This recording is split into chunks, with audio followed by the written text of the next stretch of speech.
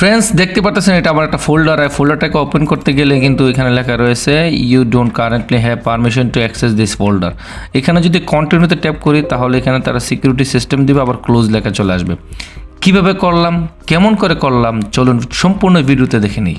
আসসালামু আলাইকুম ফ্রেন্ডস, ল্যাপটপের এই ডেমোটা দেখেছেন। আপনি আপনার ল্যাপটপে করতে পারেন, ফোল্ডারটাকে নিয়ে ওয়াসাম ভাবে আপনি লক দিতে পারেন। কিভাবে করবেন এই ভিডিওতে আমি সম্পূর্ণ দেখানোর চেষ্টা করব। আর ভিডিওটা শুরু করার আগে একটা রিকোয়েস্ট, যদি নতুন হয়ে থাকেন এখনই সাবস্ক্রাইব করেন। এরকম নতুন নতুন ওয়াসাম ভিডিও নিয়ে সবসময় আপনার সাথে থাকবো। তাহলে চলুন ভিডিওটি শুরু করা যাক।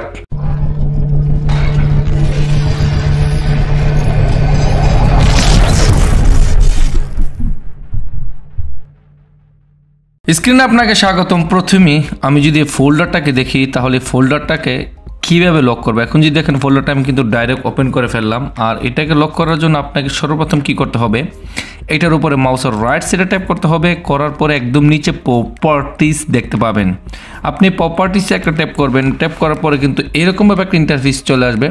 আর এই ইন্টারফেসটা চলে আসার পরে এখানে আপনি যদি দেখেন উপরে অনেকগুলো লেখা রয়েছে। এখানে general sharing, security, previous version এবং কাস্টমাইজ। আপনাকে এই সিকিউরিটিতে একটা ট্যাপ করতে হবে। এই সিকিউরিটিতে ট্যাপ করার পরে আপনি যদি এখানে দেখেন অবশ্যই এই তিনটা জিনিস দেখতে পাবেন, হয়তো আপনার এখানে চারটা জিনিসও দেখতে পাবেন।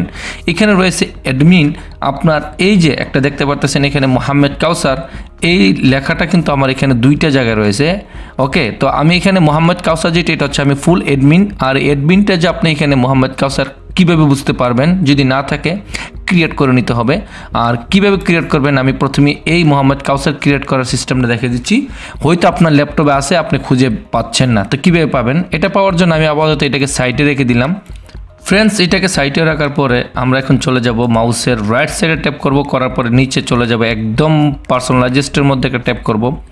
করার পরে কিন্তু এখানে দেখবেন হাই কন্ট্রাস্ট সেটিংয়ে ট্যাপ করবেন এবং থিম সেটিংয়ে ট্যাপ করবেন এবং ডেস্কটপ আইকন সেটিংয়ে ট্যাপ করবেন। করার পর এখানে দেখতে পাবেন আপনি মোহাম্মদ কাউসার রয়েছে। আর এই লেখাগুলা আপনি অবশ্যই একটু খেয়াল করবেন। আর এটার নাম কিন্তু এখানে কীভাবে থাকবে, এই যে ইউজার ফাইল।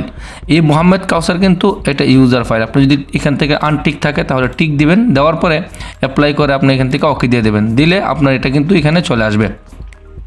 তারপরে আপনি এখান থেকে এইভাবে আপনি মোহাম্মদ কাউসারের উপর ট্যাপ করবেন। ট্যাপ করার পরে আর এখানে অবশ্যই এডিটে ট্যাপ করুন। প্রথম এডিটে ট্যাপ করার পরে কিন্তু এখানে মোহাম্মদ কাউসারকে ট্যাপ করবেন। করার পরে এখানে দেখতে পাচ্ছেন একদম নিচে রয়েছে অ্যালাউ এবং ডেনি। এখান থেকে ফুল কন্ট্রোল আপনি ডেনিতে ট্যাপ করবেন। ডেনিতে ট্যাপ করার পরে দেখেন সবগুলো কিন্তু টিক হয়ে গেল এবং অ্যাপ্লাই করে দেবেন।